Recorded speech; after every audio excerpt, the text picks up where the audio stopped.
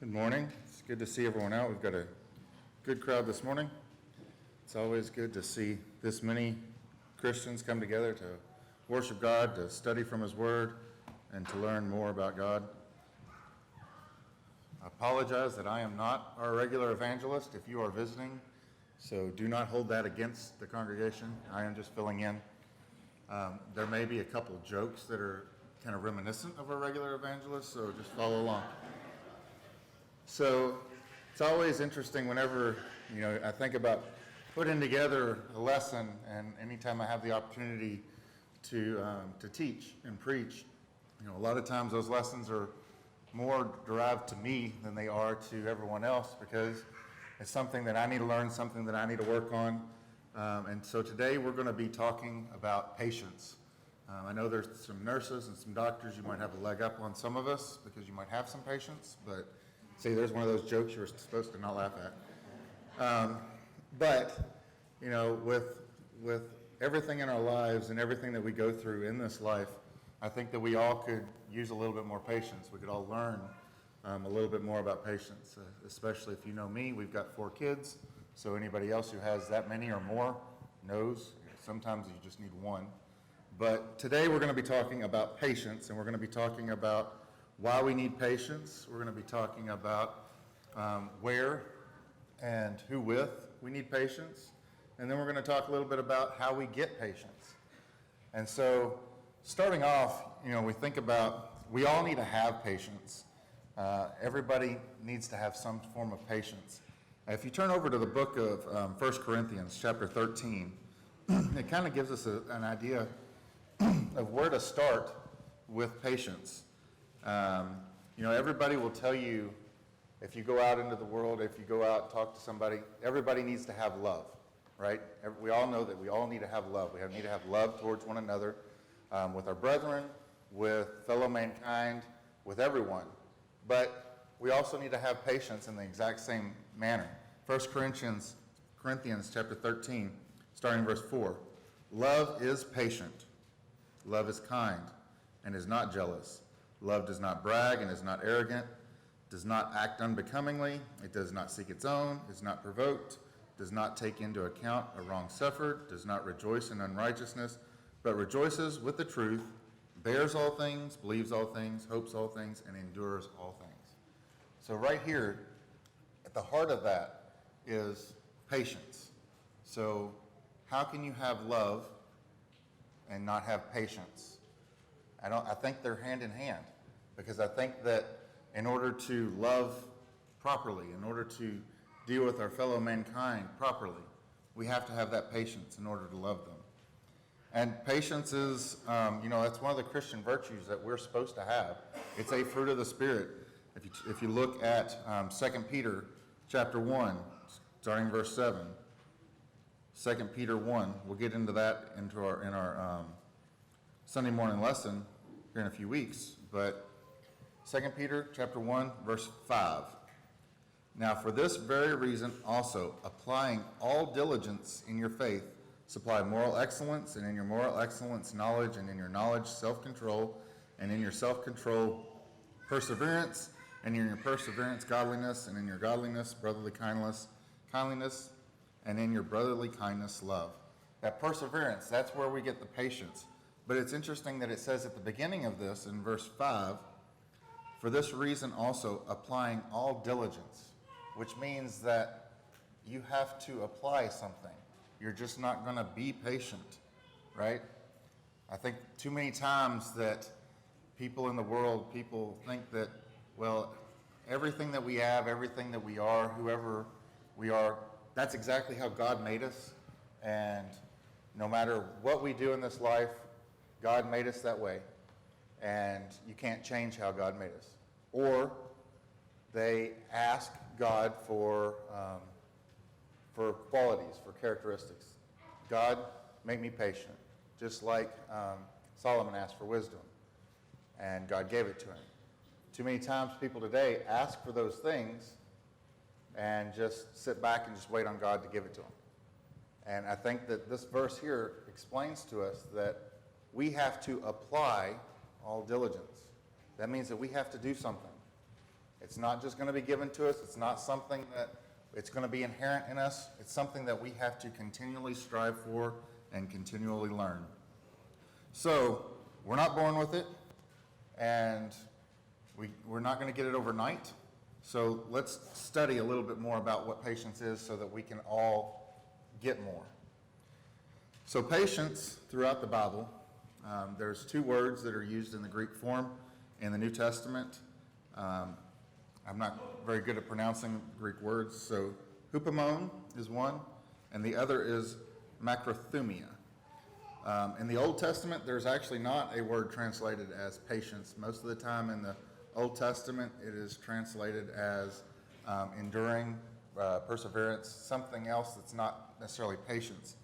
But these two words in the New Testament are used 46 times, and that was interesting to me because when I started studying, I didn't realize that there was so many references to being patient, and they're used in two forms.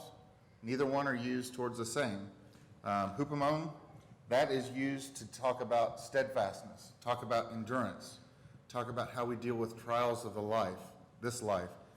It's also talking about how we persevere in doing God's will. So it's all about our lives and how we can have patience in the trials and in what we live. And then the other, macrothumia, that is talking about our personal lives. That is talking about how we interact with others. It's really, the literal translation there is to be long-tempered or long-suffering, tolerance, whereas the other one's endurance and steadfastness. So we can see here that there's two levels of how we're to be patient. The macrothumia, that is used primarily in multiple aspects of how we're to treat other people. In Ephesians 4:2 says, "Be completely humble and gentle. Be patient, bearing one another in love." So that is how we're to treat and deal with our fellow brethren. I've known too many times that there have been conflicts in congregations where brethren don't necessarily agree. And most of the time it's not on something that's scriptural, it's just on something that's opinionated. And they have no patience with one another, that doesn't have that love. And so things start to develop and there's strife. Or there's a conflict that happens with somebody and they hold a grudge. And that is not being patient with our brethren. That is not being loving. And so those are the things that we need to learn how to deal with in our lives. The macrothumia is also used in describing the patience of God. In 1 Peter 3, starting in verse 20, actually middle of verse 20, "To those who were disobedient long ago, when God waited patiently in the days of Noah while the ark was being built. In it only a few people, 8 in all, were saved through water." And then in 2 Peter 3:8 and 9, "But do not forget this one thing, dear friends. With the Lord, a day is like 1,000 years, and 1,000 years are like a day. The Lord is not slow in keeping his promise, as some understand slowness. Instead, he is patient with you, not wanting anyone to perish, but everyone to come to repentance." So we can see here that God is patient with us. And seeing how God, the creator of all things, creator of you and I, is patient with us, the ones who at some point in our lives have turned against him totally and sinned against him and have no means back to him. And he's the one that gave us that means by the death of his son, and he is still patient with us. I think that we could learn a little bit more patience for our fellow mankind. So why do we need patience? Patience specifically, we need patience because God is patient. God is patient with you. He's long-suffering with you, and we need to emulate that. If you go throughout the Old Testament and different aspects of when God has been patient and showed his patience, think about the Israelites. Think about when God brought them out of Egypt and brought them through the wilderness and then into their own land. You know, Was he patient with their grumblings all throughout the wilderness? And then when they get to the promised land, what happens? It's this cycle over and over of idols, of them turning against God, God raising up a judge, the Israelites turning back, and then that judge dies and it happens again. This constant cycle of the Israelites, but yet God still has that patience until finally the straw that broke the camel's back, then he says, okay, now I have to punish you, and he sends the Babylonians, but he doesn't completely give up patience on mankind, because he still has the plan of salvation for all of us. Psalms 86:15, but you, Lord, are a compassionate and gracious God, slow to anger, abounding in love and faithfulness. Slow to anger, that's kind of the essence of patience. We have to be slow to anger. We have to not forget to be patient with one another. And then 2 Peter 3:15, bear in mind that our Lord's patience means salvation. What does that mean? Patience means salvation. Again, God's patient with each one of us, giving us the opportunity to repent, to come to him, to serve him. And the more that he is patient, the more that we'll come back and will be obedient. Specifically, the Bible tells us that we have to be patient in order to go to heaven, in order to achieve our salvation. Romans 2:7, eternal life to those who by patient continuance in doing good seek for glory, honor, and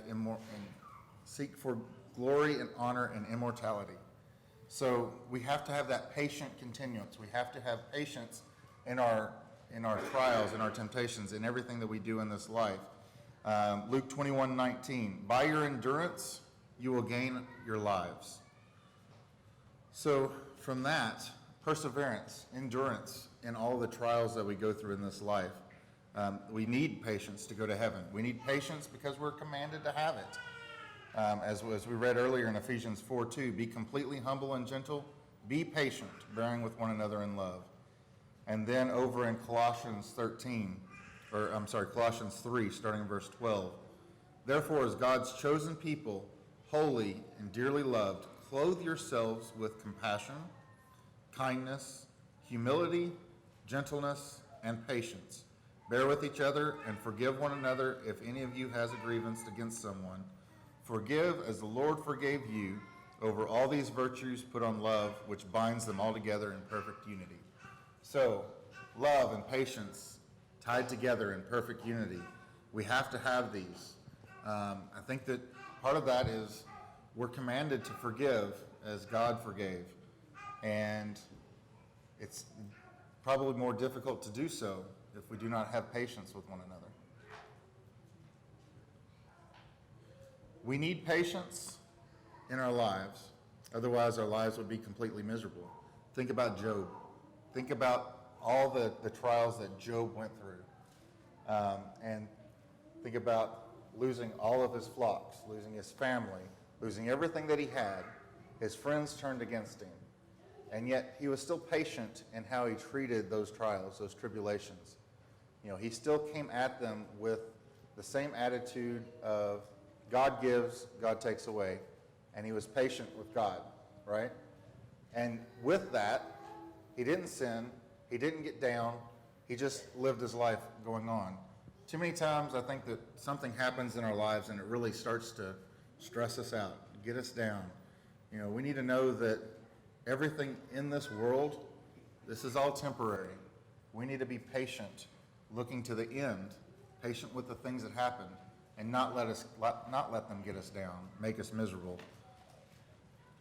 We need patience because it keeps us from committing sins. Patience, we talked a little bit earlier about being slow to anger, but you know, James 1, starting verse 19, my dear brothers and sisters, take note of this. Everyone should be quick to listen, slow to speak, and slow to become angry, because human anger does not produce the righteousness of God. Many verses in the Proverbs talk about a quick-tempered person doing something foolish. Proverbs 14:29, whoever is patient has great understanding, but one who is quick-tempered displays folly. Again, patience will keep us from leading to anger. It keeps us from grumbling. You know, if we're patient, waiting, James 5:7, be patient then, brothers and sisters, until the Lord's coming. You know, it's kind of, we don't want to be surprised. We don't want to be grumbling. But we also need patience to become complete, to become mature Christians. In James 1, verses 2, consider it pure joy, my brothers and sisters, when you face trials of many kinds, because you know that the testing of your faith produces perseverance or patience. Let perseverance finish its work so that you may be mature and complete, not lacking in anything.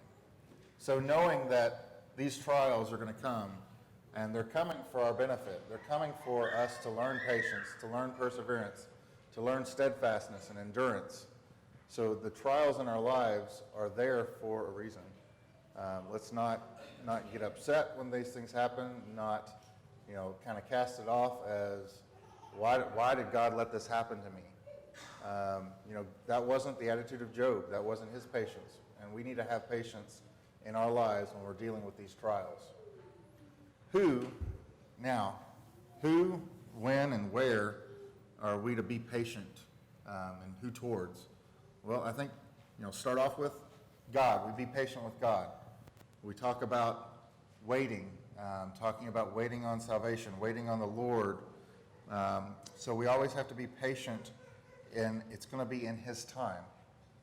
We may pray something today, and we may want it tomorrow, and then we don't get it, or we don't get it tomorrow, and the next day comes, and we're thinking, well, I really needed that. But God knows better than us. His ways are higher than ours. And so just because we may not get it right when we think we need it, does not mean that God's not looking out for us. He didn't hear us. So we need to be patient in the things that we have asked of God, the things that we ask Him to help us with. Sometimes it's not going to happen overnight. Sometimes we also have to do our part, just like asking for patience. We need to learn and study. We also need to be patient with God, because God is a patient God. He's being patient with us to get to the end of this life, and so that more can become saved. So we need to patiently wait on the Lord. We don't need to say, Lord, I wish you would just come right now. That would be great if He came now so that we could be with Him. But we need to be patient on Him, because that patience is allowing for the spread of the gospel. It's allowing for others to become Christians. Where else do we need to be patient? We need to be patient with our brethren. We need to remember that each one of us is human. We're each one fallible. We've got different opinions. We've got different characteristics. And some things may bother others. Some things may make us have to just, cringe. Sometimes we don't get along, right? We love each other, but we don't necessarily always agree with one another. And so we have to be patient in that, because that's the way we are. We all have different characteristics. We all grew up differently. We all grew up in different environments. Some of us grew up in the church. Some of us grew up out of the church. Some of us are just now becoming Christians and just now learning things. And so I've been in congregations where someone was baptized, and everybody expected them to be the proper Christian the next day. And it doesn't happen that way. We have to learn. You had to learn. And so we have to be patient with our brethren. We have to be patient that they are going to fail, just like we're going to fail. And we need to be there to help them and pick them up, just as we would hope that they are there to help us and pick us up. We hope that they're patient with us, and we need to be patient with them. We need to forgive them, even if they don't ask for forgiveness, because they are our brethren, and that's where our patience needs to be. And sometimes I think that gets lost. Maybe we don't think about it as much. We're thinking about this lesson over here, or what we're studying here, and sometimes I just feel like it gets lost in many of us. myself included. I need to be patient with people. And, sometimes I feel like it gets stressed because I'm patient with all these people at work. I've got all these clients that I have to deal with that are straining it. You've got all these employees that you have to deal with. Then you come home and you got your family things that you have to deal with, and then it's a big burden, right? But that is the way of life. And the way of life we have to deal with. And how do we deal with it? We deal with it by our scriptures, with what God has given us, and how we can learn from that and use that. The more patience we have, the easier it is to deal with anything that comes up. Not only brethren, but we need to be patient with everyone else. I was talking about people at work, our clients, our customers, your bosses, your employees. They didn't grow up in the same era. I had to take a study, do a lesson the other day about how to manage millennials and how to manage Generation X. And they grew up differently than some of us did. And so, those are things that it takes patience that we have to deal with. So we got to have patience at work. Patience at school. Those of you who are still in school, in college, high school, middle school, you're going to have to deal with patience, because sometimes you think you did something right and your teacher and instructor said, no, you didn't. Or they're teaching something that goes against the scriptures and that you have to speak out about. You have to have that patience. You have to have patience with your fellow classmates, just in the things that you do in school. You need to have patience when you're out and about in the world, thinking about going out to the grocery store, someone cutting a line, someone getting right in front of you, grabbing the last piece of fruit. All these little things that they seem like it's really trivial, but people get upset about it. You're driving down the road, somebody cuts you off, right? Be patient with people that are driving, because not everyone is as good as drivers as us, right? Right? No. We probably do the same thing to others, that we may not realize that we cut them off, we turned the turn signal on, and we just didn't realize it, right? So be patient with others. And then we need to be patient with those that we teach about the scriptures, about God, about God's love. Sometimes they're not just going to immediately take hold of it. They're not going to always agree with what's in the scriptures. You need to be patient with them as you teach them. Be patient that they may have been brought up learning something different, and you're teaching them something that, while it's scriptural, it's not what they learned. So to them, it's something foreign. To them, you're trying to convince them of something that's not right, right? And so you have to think about, what if I was in their shoes? Where would I be? And so be patient with them as we teach and as we teach others. And probably the biggest one is, and probably the one that we, if you're like me, fail most miserably, is be patient at home, right? Husbands, be patient with your wives. The scriptures tell us to love our wives just as Christ loved us. If Christ loved us and was patient with us, we've already talked about patience and love is simultaneous, right? So if Christ loved us and we're told to love our wives, that means you got to be patient with them. Because at some point they're going to do something, they're going to say something that you may not agree with, but you may need to just have patience. Listen. And then, wives, be patient with your husbands, definitely. Because I know that we're going to do something that's not going to be right. And even if we think it's right, you need to say it's wrong, okay? I know. But, it's wives. Wives need to be patient with their husbands. Ephesians 5:33, wife must respect her husband. Colossians 3:18, wives submit to your husbands. All of these, it's being patient so that we can live through this life together, help each other to get to heaven. Parents, you got to be patient with your kids. That's hard, trust me. But they're learning, just as we talked about earlier, people learning. If someone is converted to the scriptures and they need to learn, Children are still learning the same thing. They're going to test you. By all means, they're going to test you. But, just be patient with them. Patient in all that they do. They're going to mess up, and they're going to break things, and it's not going to be their fault. And so you just have to be patient with them. Even if you told them 100 times, don't do that, and then they still do it and they break it. I'm not saying they don't get in trouble, but you have to learn patience. So of how you deal with them, how you react to them, not yelling at them. Right? Colossians 3:21, fathers, do not provoke your children, lest they become discouraged. Ephesians 6:4, and you fathers, do not provoke your children to wrath, but bring them up in the training and admonition of the Lord. Children,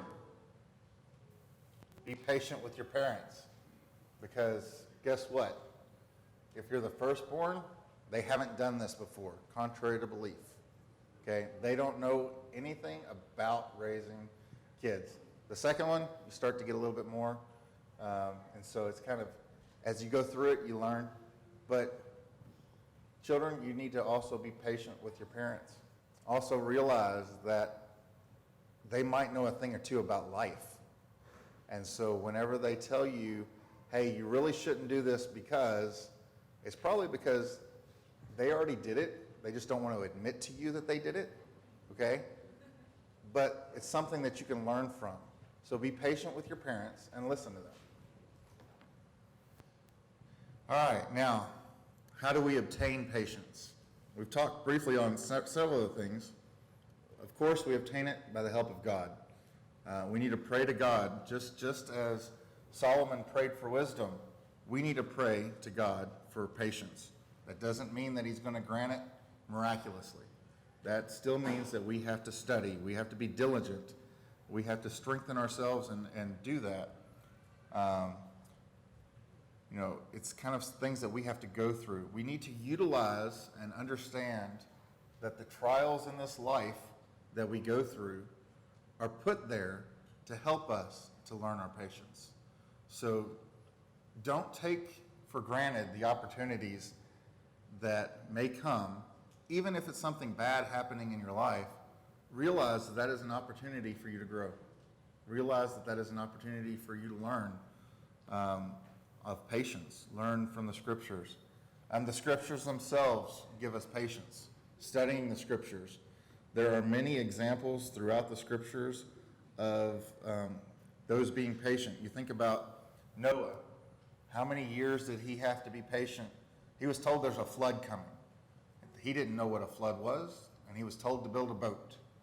And, so he goes and does this. While he's doing that, he's preaching, not knowing when the flood's coming, but he's patiently waiting on the Lord. And you think about Job and his patience. Think about David. David, when he's a young boy, gets told, you're the king of Israel, okay? But you got to wait. And he ends up waiting for over 20 years to actually become the king after he's anointed and he knows. Think about Abraham. How much patience did Abraham have? He's told all these promises, through his seed, all the nations will be blessed, and that he's going to have a son, and yet he has no children. He's getting up in years, up towards 90, 100, no children, but he's still patiently waiting on the Lord. And then when they finally have one, the Lord tells him to go sacrifice Isaac. And he's still patient with the Lord. And all of that's kind of, while he has faith in the Lord, you also have to have that patience because he knew that the Lord would take care of it. And so he was patient with the Lord in all that he did there.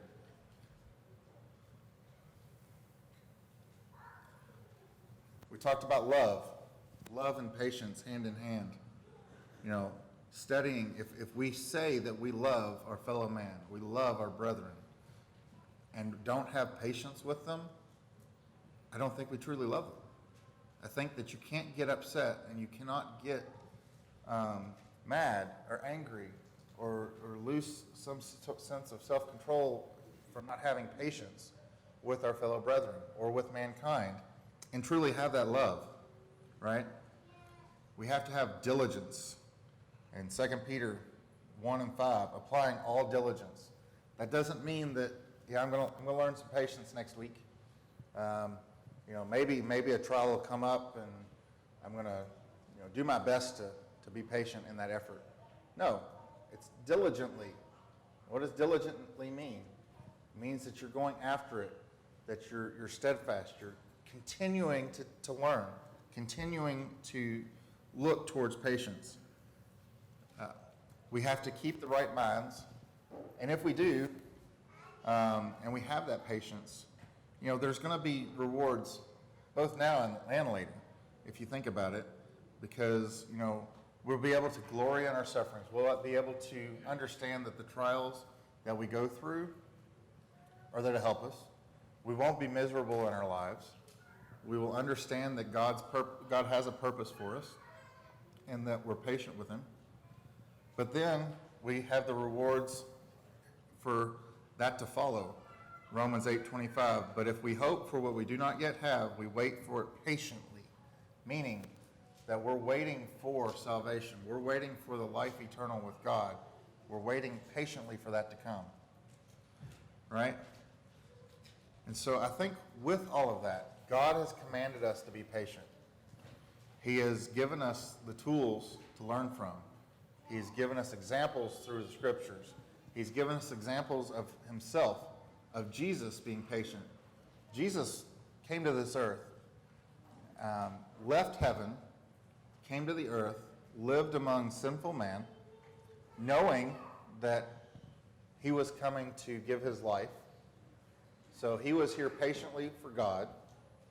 He was patient with man because seeing man sin around him, seeing man go through and desecrate the temple of God, and going in and the vendor selling, yes, did he turn the tables over? Yeah. But did he have more authority to do more than just turn the tables over and run them out? He did, because they were the ones sinning against him. And yet he still was patient with mankind, and then was patient through the trials of the cross. And then while he hung on the cross, was still patient with us and gave his life for us. And so I think that if we use that, we study from that, then we should be able to stand firm and be patient in this life with our brethren, with others, in our homes, out on the road, everywhere. So as we come to a close, we want to offer everyone, if there's anyone here who might have a need to become a child of God, or to become, you've fallen away and you need the prayers of the congregation and to come back to God.